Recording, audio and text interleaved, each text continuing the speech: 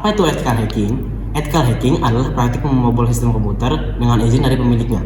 Tujuannya adalah untuk mengidentifikasi kelemahan dalam sistem keamanan sebelum dimanfaatkan oleh pihak yang tidak bertanggung jawab. Sederhananya, ethical hacker adalah peretas putih yang bekerja untuk melindungi sistem.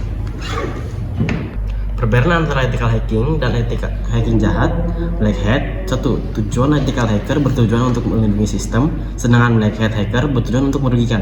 2. Izin. Ethical hacker selalu meminta izin terlebih dahulu sebelum melakukan aktivitas, sementara black hat hacker tidak bertindak tanpa izin. 3. Motivasi. Ethical hacker didorong oleh keinginan untuk meningkatkan keamanan, sedangkan black hat hacker didorong oleh keuntungan pribadi atau keinginan yang untuk merusak. 4. Metode keduanya menggunakan teknik yang sama seperti scanning, penetration testing, dan exploit. Namun, ethical hacker menggunakan untuk menemukan kelemahan, sedangkan black hat hacker menggunakan untuk eksploitasi kelemahan tersebut. 5. Konsekuensi ethical hacker dapat dianggap sebagai pahlawan karena tindakan melindungi sistem, sedangkan black hat hacker dapat menghadapi hukuman pidana karena tindakannya melanggar hukum. Dan 3. Jenis-jenis ethical hacking. 1. Penetration testing merupakan proses simulasi serangan cyber terhadap sistem atau jaringan yang mengidentifikasi kerentanan yang dapat dieksploitasi oleh hacker jahat.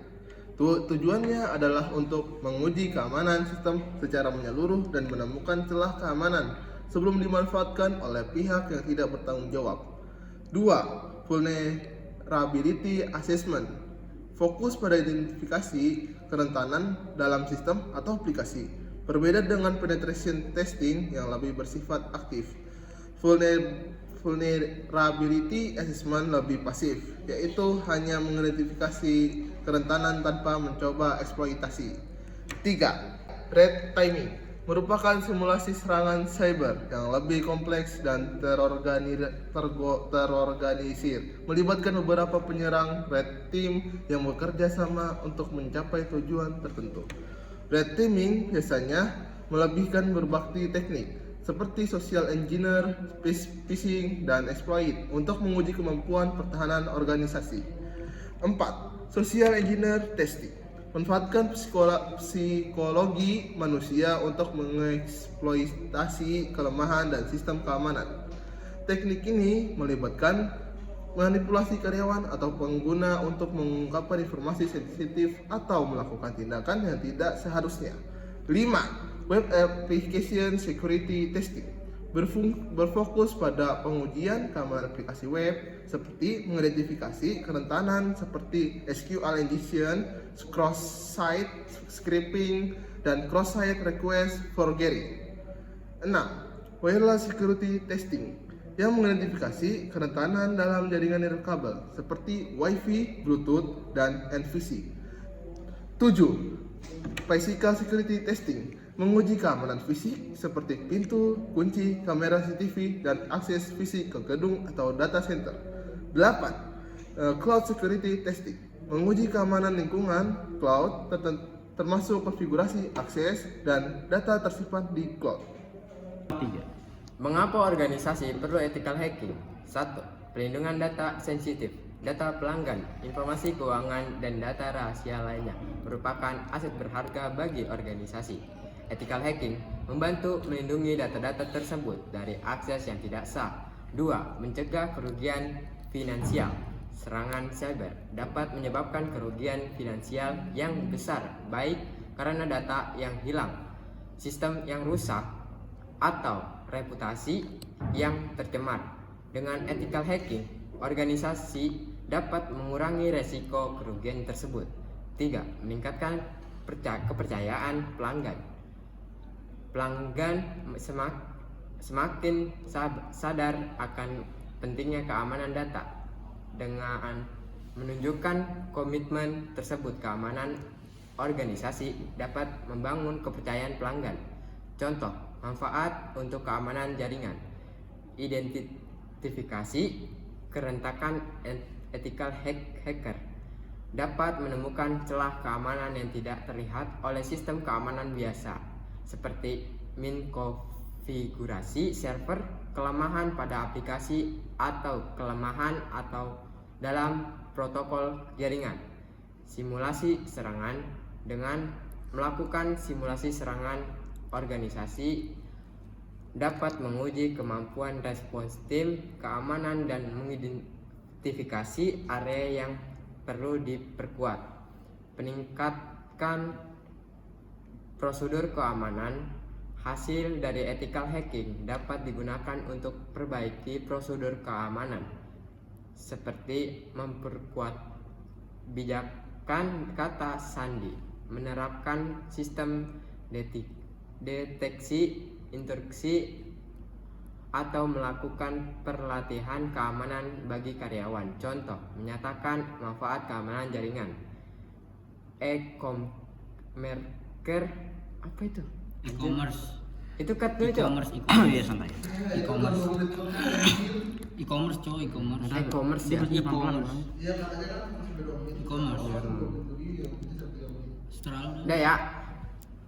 E-commerce, toko online seperti Amazon dan Lazada menggunakan berbagai lapisan keamanan untuk melindungi data pelanggan dan informasi pembayaran. Metode dan teknik alat-alat yang digunakan dalam ethical hacking. Nmap, alat yang digunakan untuk memindai jaringan, mengidentifikasi perangkat layanan dan port yang terbuka. Ini adalah alat dasar yang sangat berguna untuk memulai penetration testing. Metasploit, framework yang sangat populer. Metasploit menyediakan ribuan exploit untuk berbagai jenis kerentanan. Selain itu, Metasploit juga memiliki fitur untuk membangun dan mengelola payload. Brunswick, alat ini sangat berguna untuk melakukan web application security testing. Brunswick dapat intercept, intercept, dan modif HTTP traffic. Wireshark, alat ini digunakan untuk menangkap dan menganalisis paket jaringan. Wireshark sangat berguna untuk memahami bagaimana jaringan bekerja dan mengidentifikasi anomali. Nessus, alat scanner kerentanan yang komprehensif. Nessus dapat mengidentifikasi berbagai jenis kerentanan pada sistem dan jaringan. Kali Linux, distribusi Linux yang dirancang khusus untuk penetrasi testing. Kali Linux sudah dilengkapi dengan banyak alat yang dibutuhkan untuk melakukan ethical hacking. Teknik umum yang digunakan seperti 1. Social engineering, teknik manipulasi psikolog untuk mendapatkan informasi sensitif atau akses tidak sah. Contohnya phishing, preteshing, baiting. 2. Network scanning, proses aktif untuk menentukan perangkat layanan dan port yang terbuka dalam sebuah jaringan. Nmap adalah alat yang paling umum digunakan untuk network scanning. 3. Exploitation, proses memanfaatkan kerentanan yang ditentukan untuk mendapatkan akses ke sistem. Metasploit adalah alat yang sangat berguna untuk melakukan exploitation. 4. Enumeration, proses pengumpulan informasi tentang target. Informasi ini dapat digunakan untuk merencanakan serangan yang lebih efektif. 5. Post exploitation, setelan mendapatkan akses ke sistem, ethical hacker akan melakukan post exploitation untuk memperluas akses dan mengontrol sistem. 6. Denial of service, serangan yang bertujuan untuk membuat layanan atau sumber daya tidak dapat diakses. 7. Physical penetration testing, mengidentifikasikan kelemahan dalam keamanan fisik seperti pintu, kunci, atau kamera CCTV. Etika dan legislatif. Pentingnya mematuhi hukum dan etika dalam ethical hacking. Ethical hacking meskipun tujuannya positif, yaitu untuk mengidentifikasi dan memperbaiki kelemahan dalam sistem keamanan, tetap harus dilakukan dengan mengikuti aturan dan etika yang berlaku. Berikut beberapa alasan mengapa hal ini sangat penting. 1. Perlindungan data pribadi. Ethical hacker seringkali mengakses data sensitif dengan mematuhi hukum dan etika. Data-data ini akan tetap aman dan tidak disalahgunakan. 2. Izin tertulis. Melakukan pengujian penetrasi tanpa izin tertulis dari pemilik sistem adalah ilegal. Ini merupakan bentuk penghormatan terhadap hak milik dan privasi orang lain. 3. Tanggung jawab. Ethical hacker memiliki tanggung jawab besar. Jika tidak bertanggung jawab, tindakan mereka dapat merugikan banyak pihak, termasuk perusahaan dan individu.